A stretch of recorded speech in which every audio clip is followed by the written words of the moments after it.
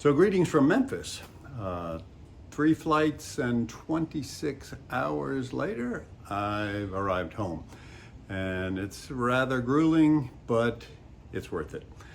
I love coming home in the fall because it's cool here and it's a great change from the heat in Africa. I thought I'd put together this last wrap-up video to show you a few clips and scenes that weren't included in the almost daily videos that I sent you. I hope you enjoy it. So, life in Uganda is difficult.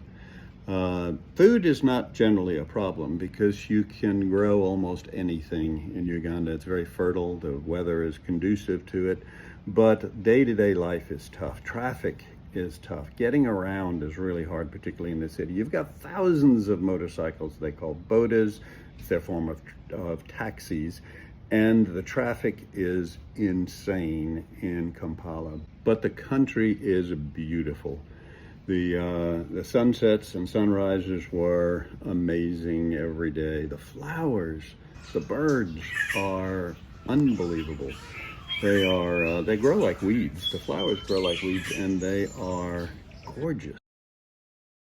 So while in Uganda, in Kampala, I stay at the Bethel House of Prayer, and this is my morning perch on the porch. Every morning, get to watch the sunrise while I do my devotion. It's beautiful.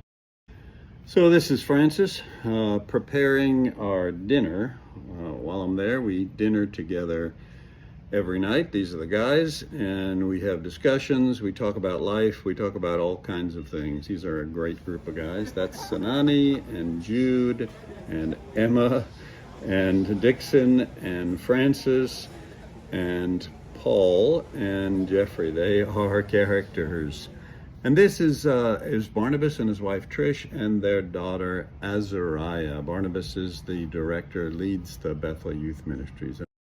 I'm happy to introduce you to Martin and Beatrice Guerria. Martin got involved with one of our partner ministries, the Dad Base, and he loves the guys at the Dad Base. He spends time with them every week.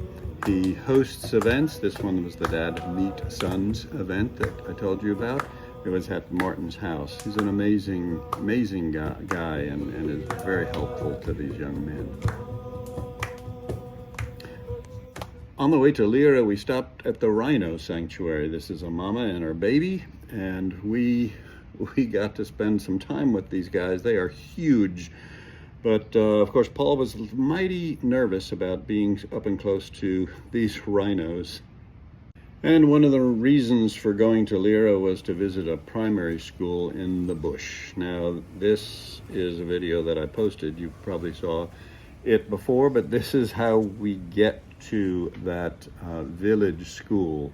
And of course the challenge is you don't know how deep those puddles are. So we had to stop and get out and test, and just to make sure the car could make it through, and it was tight. And we got to see several villages on the way to the village we were going, and here they were playing some soccer, but they somehow got really nervous when they saw me filming them, and they ran away. But the roads were tough, but the villages were amazing. They were really beautiful with these round huts. Now, this is the small primary school that we went to visit. This is Emmanuel Adiga. I've known him for a number of years. He's a terrific guy. He's now running this school. And of course, we met with parents and teachers, and surprisingly, there were more dads than there were moms. And typically, more moms come. Of course, many of the kids are raised by their grandmother when their parents either leave them or die. And this grandmother came up to me afterwards and thanked me for turning it into a Christian school. And the kids sang for us. They worked hard at it and knew we were coming and wanted to do something special for us. And it's always a joy to see the kids. And so the last 3 days of my trip was spent at this J Seasons retreat facility where we had our discipleship retreat. This is where We talked about the 3 P's: the promise, the problem, and the provision. Provision being discipleship and community. Those are the 2 things we talked about. This is the crew, just a neat group of guys. We had a great time together. And of course we had several worship times, and worship times in Uganda are always fun. They're an expressive group. They love the Lord. They are joyful. They love to dance and sing, and the worship times were terrific.